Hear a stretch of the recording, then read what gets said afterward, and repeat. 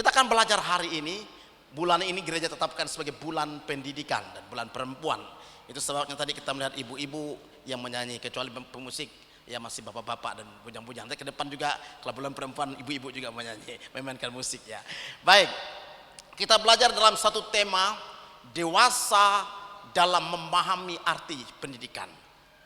Dewasa dalam memahami arti pendidikan. Mari kita baca firman Tuhan Amsal 1 ayat yang ke-7 dan kita akan kupas tuntas satu ayat ini pada hari ini. Dewasa dalam memahami arti pendidikan. Kita baca bersama-sama, ada di slide di depan. Demikian firman Tuhan 1, 2, 3. Takut akan Tuhan adalah permulaan pengetahuan, tetapi orang bodoh menghina hikmat dan didikan. Kita ulangi nas ini sekali lagi. 2, 3. Takut akan Tuhan adalah permulaan pengetahuan, tetapi orang bodoh menghina hikmat dan didikan. Pribadi yang berbahagia ialah pribadi yang membaca firman Tuhan, merenungkan firman ini dalam kehidupan hari lepas hari. Bapak Ibu yang terkasih dalam Tuhan kita Yesus Kristus, saat ini di dunia bukan hanya mengalami krisis yang namanya krisis ekonomi, krisis relasi, tetapi juga mengalami yang namanya krisis terhadap pemahaman tentang pendidikan. Kenapa saya katakan krisis untuk memahami arti pendidikan? Karena apa? Karena banyak orang menganggap pendidikan itu hanya soal gelar.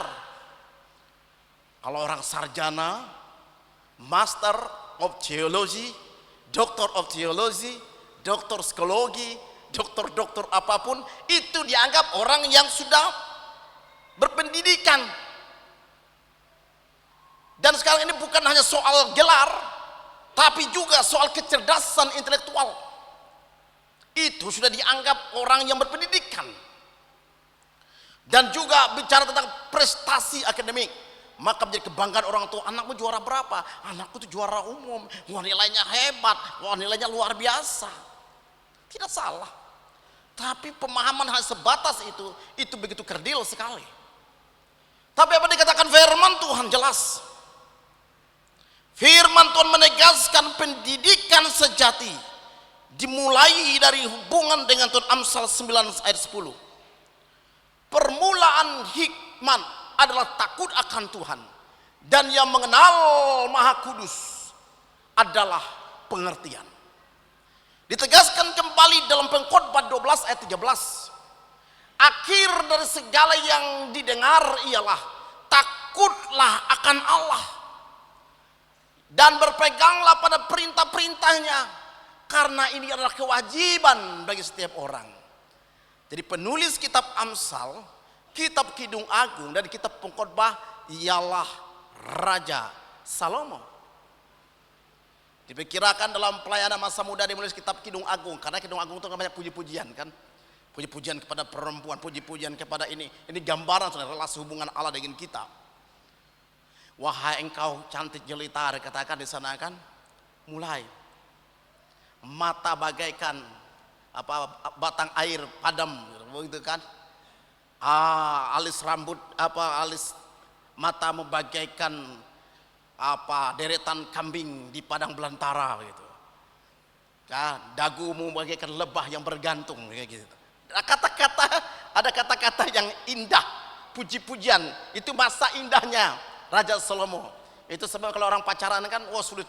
Kalau sekarang ini agak jarang, paling-paling pakai WA orang gombalnya. Kalau dulu kalau surat cinta nih zaman-zamannya siapa nih?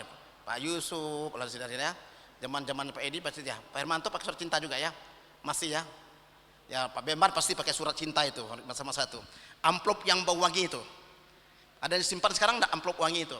Di bawah bantal ibu-ibu bisa nyimpan itu kan, wangi amplopnya.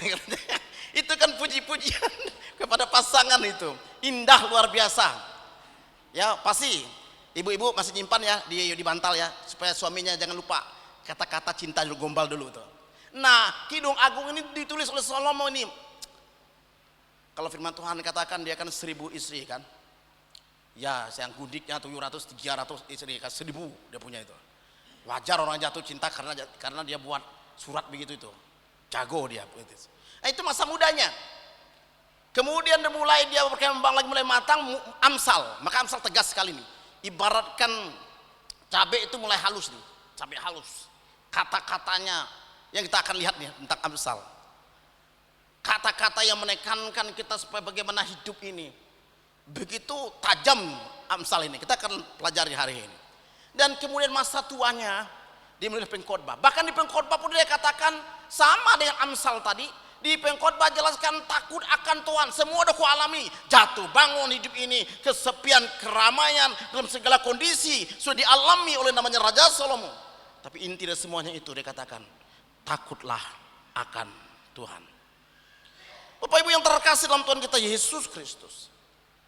Tanpa fondasi rohani, pendidikan hanya menghasilkan kepintaran, bukan kedewasaan. Makanya orang pintar belum tentu dewasa. Tapi justru buat masalah semakin pintarnya. Tanpa takut akan Tuhan, berbahaya sekali.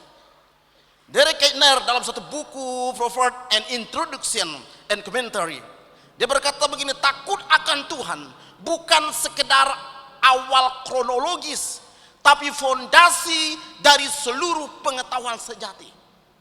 Ingin anak kita memang mengalami pengetahuan yang luas, karakter yang bagus, memiliki hikmat yang baik dalam bicara, dalam sopan santun. Firman Allah, firman Tuhan dilatih sejak awal. Rahasia itunya dari firman Allah. Kita lihat kenapa anaknya pintar-pintar. Rahasianya rupanya dari doa subuh, dia ajaknya baca firman Tuhan anak-anaknya. Walaupun anak-anak belum bisa baca, tapi bapaknya yang ngajak. Dengarkan firman Tuhan, anaknya ngikut. Itu pelajaran yang mereka akan ingat. Bapak Ibu bisa tes. Yang kurang baca firman, anak-anaknya mohon maaf, itu begitu aktif tidak mengenal kebenaran. Padahal usianya sama dengan usia anak-anak yang lain. Tapi anak yang lain benar-benar penuh kebijakan, penuh hikmat. Kenapa? Karena baca firman itu akan mengubah segalanya. Bapak Ibu yang terkasih, hari ini kita akan belajar. Paling tidak ada 4 ciri-ciri pribadi yang dewasa dalam memahami arti pendidikan. Menurut Amsal 1 sebetulnya tidak ada yang lain. Hanya menurut Amsal 1:7 kita akan gali. Ada 4 ciri pribadi yang dewasa dalam memahami arti pendidikan. 4 ciri. Mari kita evaluasi diri kita. Kalau memang kita belum memahami arti, kita bertobat. Kita serahkan diri kepada Tuhan. Yang pertama, ciri yang pertama pribadi yang dewasa dalam memahami arti pendidikan, yang pertama, dia hidup takut akan Tuhan.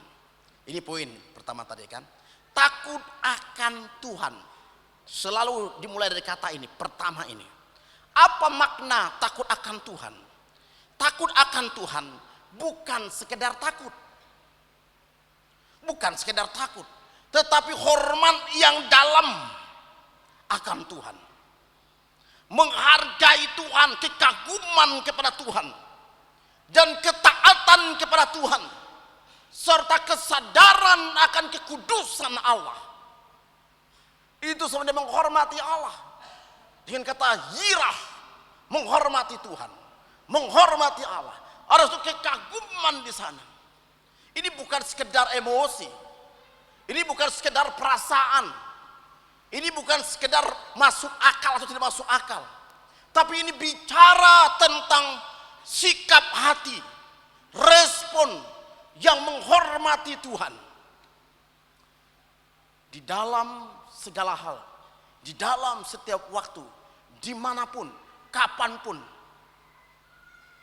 kita berada. Bapak Ibu yang terkasih dalam Tuhan kita Yesus Kristus. Makanya Ulangan 10 ayat 12 berkata begini kepada orang Israel. Musa berkata, maka sekarang hai orang Israel, apakah yang diminta daripadamu oleh Tuhan Allahmu? Apa sebenarnya yang Tuhan minta dari kita? Apa sebenarnya yang Tuhan inginkan dari kita? Tuhan punya harta, Tuhan punya segalanya. Segala sesuatu ini punya Tuhan. Dia berkata, sorga adalah tataku, bumi tumpuan kakiku. Apa yang kita lakukan? Jangan sogok Tuhan dengan pemberian, jangan sogok Tuhan dengan pelayanan, jangan sogok Tuhan dengan berbagai karya kita, karunia kita. Karena semuanya berasal daripadanya. Yang Tuhan inginkan ini Yang diminta daripadamu oleh Tuhan ialah hidup takut akan Tuhan.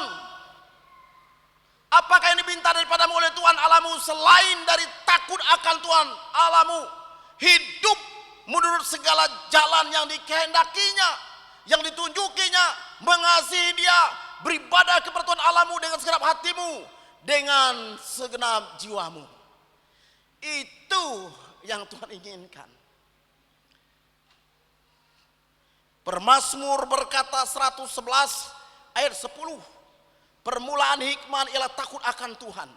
Semua orang yang melakukannya berakal budi yang baik, melakukannya berakal budi yang baik, puji-pujian kepadanya tetap untuk selama-lamanya. Artinya apa?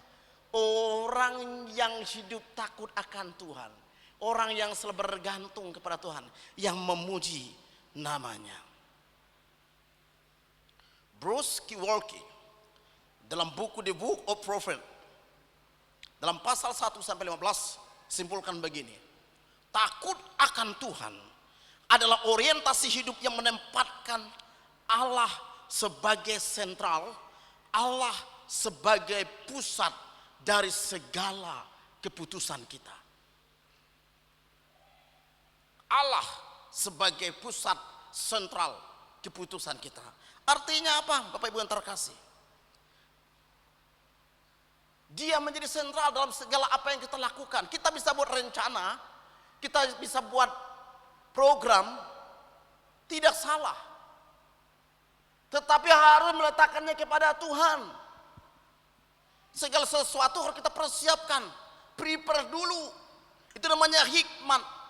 Tetapi selanjutnya biarlah keputusan Tuhan yang terlaksana, bukan kehendak saya, bukan kehendak Tuhan, bukan kehendak manusia, tapi kehendak Tuhan.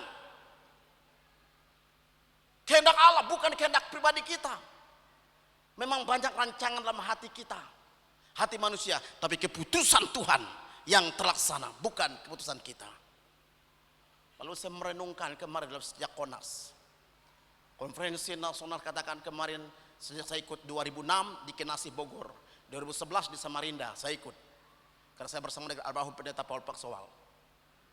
Saya melihat bagaimana waktu mereka rapat, bagaimana ada yang ke meja sudah seperti duniawi.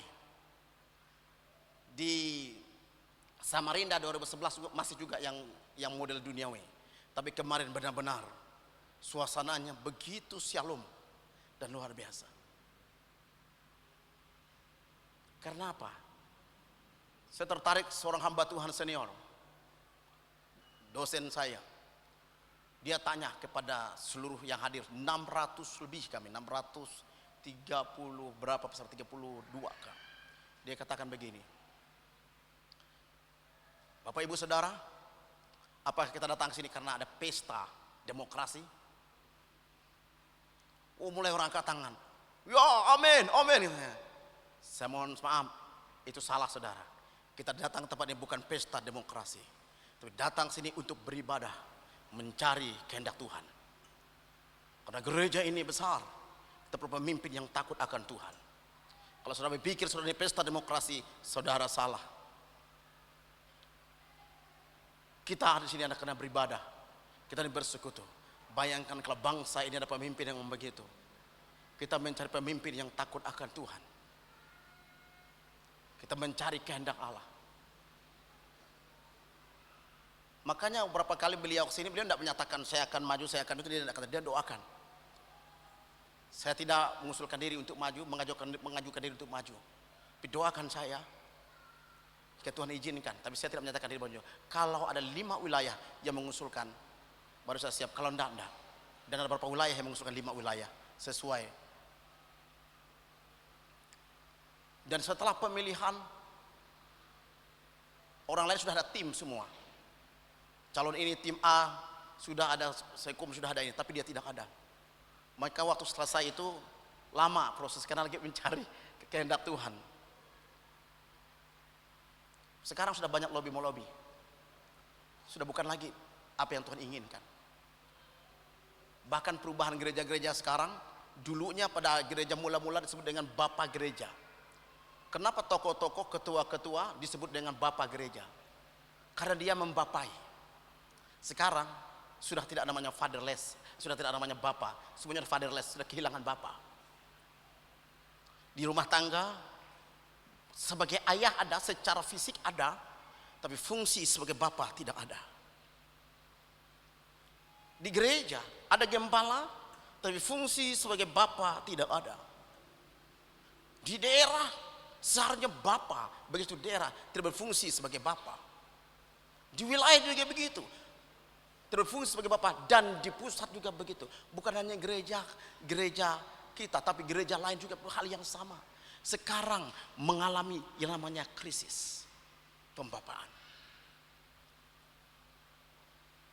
Maka itu sebabnya kita berjuang sekarang.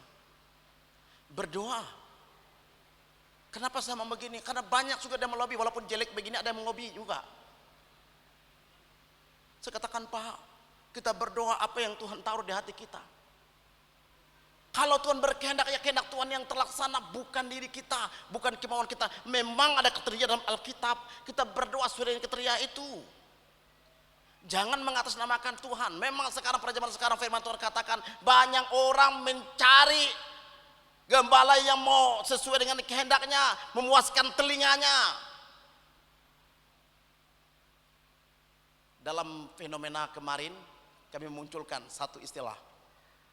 Karena ada 7 calon, hati-hati, karena ada pemilihan Raja Israel yang kedua, 7 calon juga. Waktu Samuel datang ke Bethlehem, jadi Samuel datang ke Bethlehem untuk mengurapi salah satu anak itu untuk menjadi raja. Dan waktu datang, Samuel terpesona melihat badan Eliab, gagah, tegap. Oh ini Tuhan, ini cocok ini. Oh ini pas ini. Karena kita melihat kepada fisiknya, kepada badannya, kepada talentanya, kepada karunianya. Tapi Tuhan katakan bukan itu. Muncul lagi Elisama, muncul lagi saudara-saudara yang lain. Mencari kriterianya. Sampai Samuel bilang begini, cuma inikah anak-anakmu?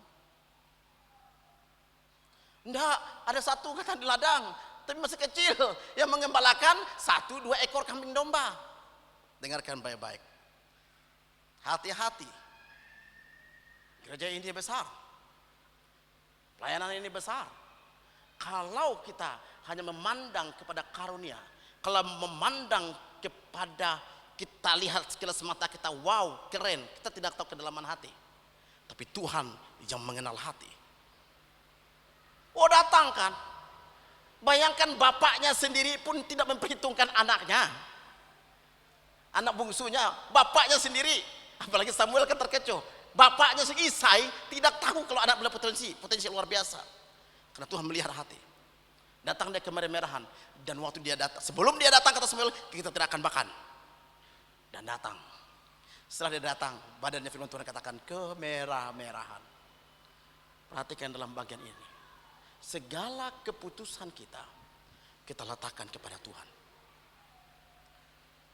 Secara fisik, secara manusia kita bisa terjebak, tapi Tuhan mengenal hati. Doakan. Dalam pemilihan rasul-rasul pun, waktu Parmenas Stefanus dipilih, penumpangan tangan Nabi, mereka berdoa. Daripada kita berlebih cari Tuhan, dan sesuai kriteria kita katakan ini, kita berdoa ada shalom damai sejahtera. Daripada kita hanya memikat ini, memikat itu, datang kepada Allah. Sama dengan anak muda mencari pasangan hidup, minta kepada Tuhan. Sama dengan anak-anak menentukan pendidikan, kemana arahnya ke depan. Sama dengan orang tua ingin anaknya kemana, minta keputusan Tuhan. Ada shalom enggak? Ada damai sejahtera enggak? Kedewasaan dimulai saat seseorang tidak hanya tahu tentang Tuhan, tetapi hidup dalam hormat dan ketaatan kepadanya. Kedewasaan rohani dimulai dari orientasi hidup yang benar, pikiran yang benar, bukan pikiran kita. Gereja ini bukan proyek kita, gereja ini proyek Tuhan. Gereja ini bukan pekerjaan kita, gereja ini pekerjaan Tuhan. Setiap pelayan adalah milik Tuhan, bukan milik kita. Karena setiap pelayan bertanggung jawab dengan Tuhan yang memanggilnya sesuai dengan namanya. Dan kami semua atas kebenaran yang kami sampaikan bertanggung jawab dengan Tuhan memanggil kami.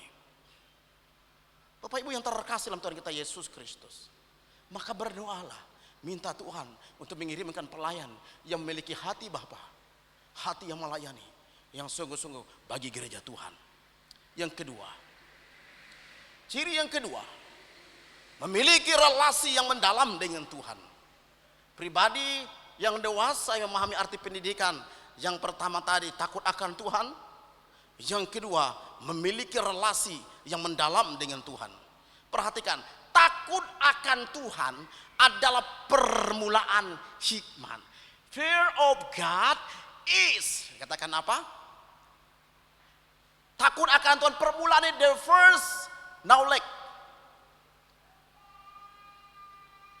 Permulaan pengetahuan. Dalam Ibrani disebut dengan resid da'at. Takut akan permulaan pengetahuan. Kata resid ini bicara tentang awal, dasar, fondasi. Kata da'at bicara tentang pengetahuan yang bersifat relasional, bukan sekedar informasi. Jadi segala sesuatu yang kita dapatkan berasal dari relasi dengan Tuhan. Tuhan yang menyatakan kepada kita melalui firman-Nya, melalui pribadi-pribadi yang takut akan Tuhan, bukan dari diri kita sendiri, bukan dari keinginan kita sendiri. Tuhan tidak akan kekurangan pekerja, Tuhan tidak akan kekurangan orang-orang yang dipakainya. Kita yang tidak melihat yang mana sebenarnya yang layak di mata Tuhan, seperti yang Daud alami, Samuel alami untuk mengurapi Raja Daud. Bapak Ibu yang terkasih dalam Tuhan kita Yesus Kristus, Hosea 4:6 berkata, umatku binasa karena tidak mengenal Allah. Karena engkaulah yang menolak pengenalan itu, maka aku menolak engkau menjadi imamku menjadi imamku. Dan karena engkau melupakan pengajaran Allahmu, maka aku juga akan melupakan anak-anakmu. Ini ngeri sekali ini. Kata umat binasa karena kekurangan pengetahuan. Kata menolak pengenalan akan Tuhan itu bicara tentang kekurangan pengetahuan. Ini bicara tentang relasi dengan Tuhan. Kalau tidak memiliki relasi dengan hubungan dengan Tuhan, bagaimana? Dalam setiap pelayanan, pekerjaan Tuhan tanpa hubungan dengan Tuhan, itu mengerikan sekali. Kolose 2:3 katakan, dalam Kristus tersembunyi segala hikmat dan pengetahuan. Karena di dalam Dia tersembunyi segala hikmat, sumber pengetahuan, sumber hikmat, kekuatan. Tidak ada yang lain. Sekarang tarik menarik antara dunia, kekuatan dunia dengan sorga, bukan dengan Allah. Sekarang condong kita kemana membawa anak-anak kita, membawa keluarga kita. John Calvin katakan begini, semua pengetahuan sejati dimulai dengan mengenal Allah dan mengenal diri dalam terang Tuhan. Mengenal Allah, mengenal Tuhan, hidup dalam Tuhan, dan membuat kita mengenal siapa diri kita di hadapan Tuhan. Bapak Ibu yang terkasih, pendidikan rohani,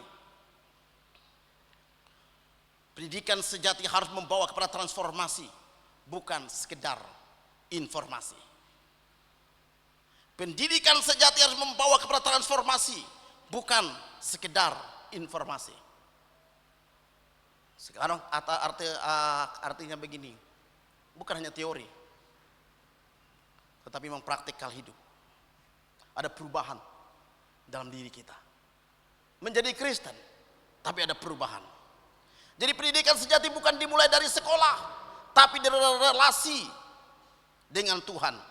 Mengenal kehendak Tuhan, apa yang Tuhan inginkan, apa yang Tuhan mau. Sekali lagi kita bisa merencanakan, tetapi kita harus angkat topi dengan Tuhan. Apa yang Tuhan mau, walaupun sudah merancangkan ini, saya sudah punya perencanaan, karena hidup harus sudah merencanakan. Tapi bukan kehendak saya yang jadi, tapi kehendak Tuhan, kedaulatan Tuhan. Kita punya rancangan untuk anak-anak kita, tapi rancangan Allah yang terjadi, kehendak Tuhan terjadi, bukan kehendak kita. Yang ketiga, ciri-ciri pribadi ya mengenal hidup dalam pendidikan, memahami pendidikan. Yang ketiga itu hidup bijak. Tadi pertama takut akan Tuhan, yang kedua memiliki relasi dengan Tuhan, yang ketiga hidup bijak. Perhatikan, takut akan Tuhan adalah permulaan pengetahuan, dan orang bodoh menghina hikmat hikmat dan didikan. Kata hikmat itu bijak. Perhatikan, saya mengajak kita merenungkan hal ini. Apa beda orang bodoh dengan orang bijak? Apa beda orang bodoh dengan orang bijak? Dulu waktu pertama kali pelayanan, teman saya dikritik. Pak, jangan bilang bodoh Pak, karena itu kasar katanya. Tapi Alkitab sendiri bilang begini, untuk menegur saya dan kita semua. Nah, orang bodoh dalam Alkitab itu disebut dengan kata ewil. Jadi kalau bilang nama anak ewil itu masih beraninya bodoh. Ada di sini anaknya ewil, itu bertobat kalau orang tuanya. Ewil, sini ewil. Itu kalau ewil itu artinya bodoh. Bahasa Ibrani. Saya harap tidak ada nama anak kita bodoh itu. Dalam bahasa Ibrani ewil itu. Nah, apa ciri orang-orang bodoh di sini? Dalam firman Tuhan dikatakan menolak didikan. Karena orang bodoh menghina hikmat didikan. Menolak didikan, tidak mau dididik.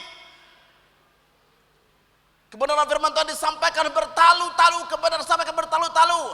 Itu terah pendeta, tugas pendeta, tugas Pak Paulus, kita dah gaji siap makan, biar dia menyampaikan firman Tuhan itu sesuai dengan kehendaknya lah. Kita yang memutuskan sendiri, kata. Rokok kita, duit kita. Kalau mau selingkuh pun kita punya keluarga. Korupsi kita pun makan sendiri. Nah ini nih, menolak didikan. Lalu merasa diri sudah tahu, sudah pandai, hebat segalanya. Udah tahu dia. Kan memang tugas mereka menyampaikan itu. Lalu tidak mau dikoreksi. Tidak mau dia dikoreksi. Dia pikirnya dia segalanya. Dia sudah hebat. Berbeda kalau orang bijak itu siap terima didikan, merasa diri belum tahu, ingin terus diisi, ingin terus belajar. Wow. Saya tadi subuh sempat kenal teman saya, anaknya menikah di Papua 11 bulan yang lalu. Jadi dengan orang Belgia, Swiss, keturunan Belgia.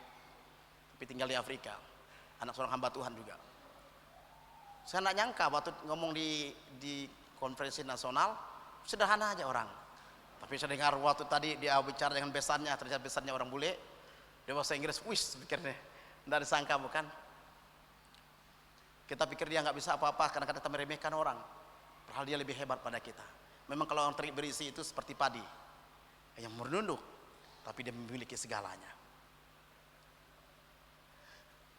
Kalau orang bijak itu siap dikoreksi. Yang paling fatalnya orang bodoh menghina hikmat dan didikan. Kalau yang bijak itu menghormati didikan. Bapak Ibu yang terkasih dalam Tuhan kita Yesus Kristus. Apa itu hikmat sebenarnya di sini?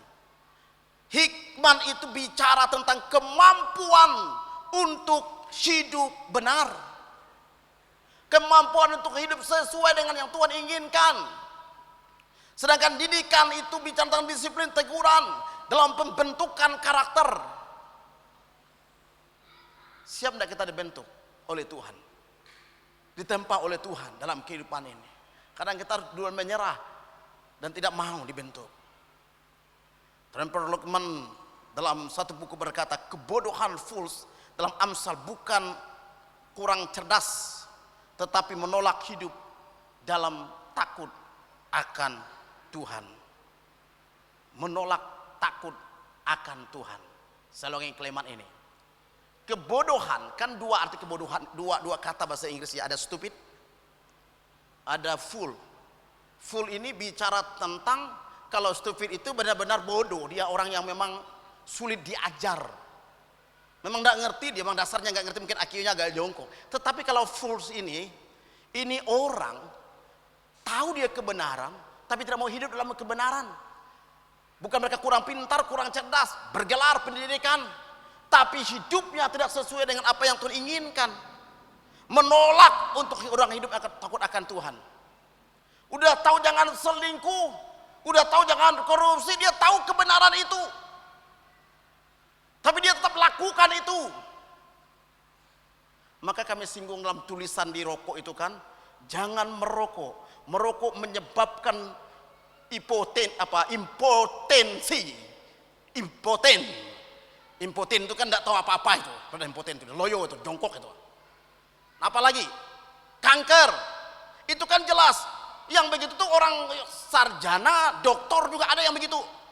Tetap merokok. Tahu kebenaran tapi tidak lakukan, itu namanya tadi full. Dan tahu dilarang untuk kesehatan, minum arak, minum tuak, berjudi dan sebagainya. Melakukannya itu full kebodohan.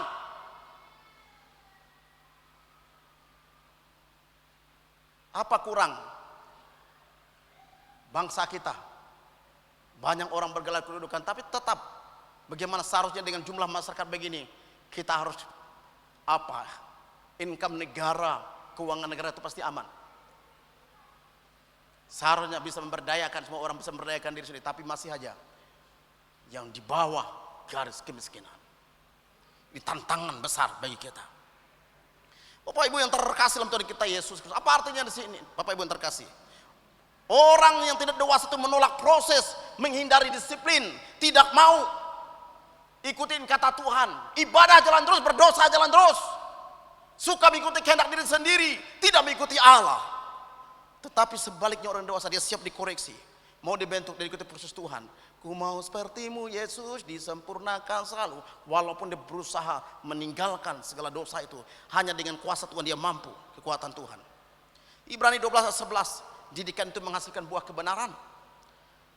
Dan 2 Timotius 3:16, firman itu mendidik kita dalam kebenaran.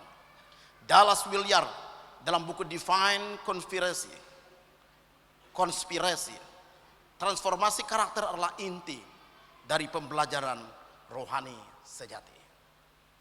Yang terakhir, pribadi yang memahami arti pendidikan, ciri yang terakhir ialah memahami esensi pendidikan. Esensi pendidikan. Apa itu esensi pendidikan? Segala sesuatu yang kita miliki harus berpusat kepada Tuhan. Pengetahuan, hikmat berpusat kepada Allah. Kalau punya segala sesuatu itu milik Tuhan, kepunyaan Tuhan. Esensi pendidikan itu membuat kita berpusat kepada Tuhan, tunduk kepada Allah, sang sumber pengetahuan. Yang kedua, membentuk karakter kita. Kalau bilang dari pendidikan, bukan hanya sekedar soal gelarnya, tapi kehidupan yang benar-benar bermoral. Banyak orang bilang begini, kalau dia selingkuh, kalau dia menghamili anak orang, dalihnya begini, Pak katanya, memang otakku sarjana, tapi yang di bawah itu tidak sarjana katanya. Itu namanya kebodohan itu. Banyak orang begitu tuh. Alasannya senjata standarnya tidak sarjana, otaknya sarjana. Itu kan berdalih itu, dosa itu. Saya percaya tidak ada yang berdalih begitu. Udah sengaja buat salah, dosa, lalu dia ngomong begitu, Pak memang otak saya sarjana, tapi yang di bawah itu tidak sarjana. Itu sama dengan kebodohan sekali lagi. Menghasilkan hikmat praktis dalam kehidupan kita. Bapak Ibu yang terkasih dalam Tuhan kita Yesus Kristus, apa maksud di sini? Bukan hanya pintar berbicara, pintar ngomong, tetapi bijak dalam bertindak. Jadi pendidikan Kristen bertujuan membentuk seluruh pribadi, intelektual, moral, dan spiritual kita. Nicholas Walterstone katakan begini, pendidikan harus menghasilkan manusia yang bertanggung jawab di hadapan Tuhan. Apa kesimpulan bagi kita hari ini? Orang yang dewasa secara rohani dan pemahaman pendidikan, memahami pendidikan, ialah yang pertama, orang itu rendah hati. Dia siap untuk belajar, mau dikoreksi, mau dibina, mau dia melayani Tuhan, mau diproses. Dan dia mengutamakan karakter daripada pencapaian.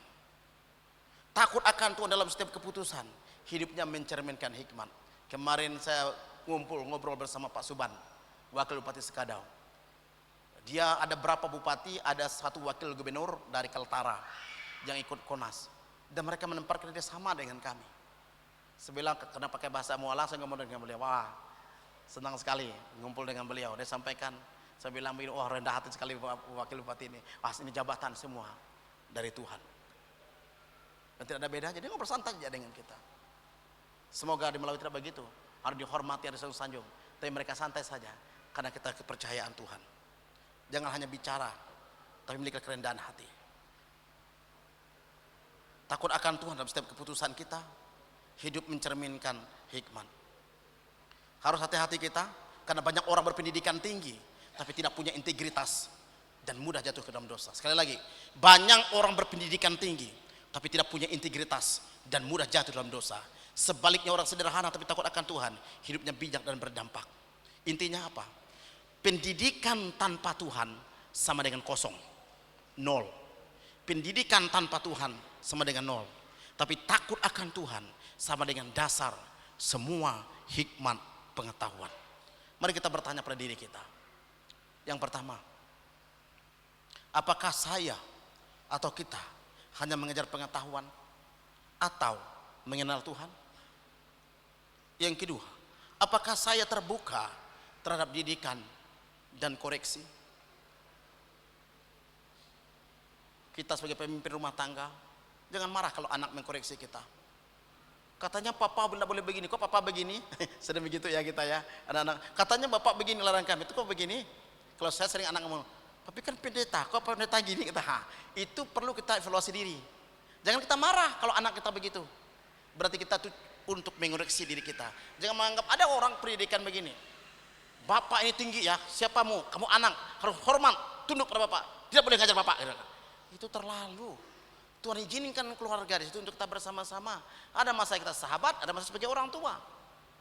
Kalau kita dikritik jangan marah, itu membentuk karakter kita sebagai seorang bapak yang mengayomi, yang melindungi. Amin.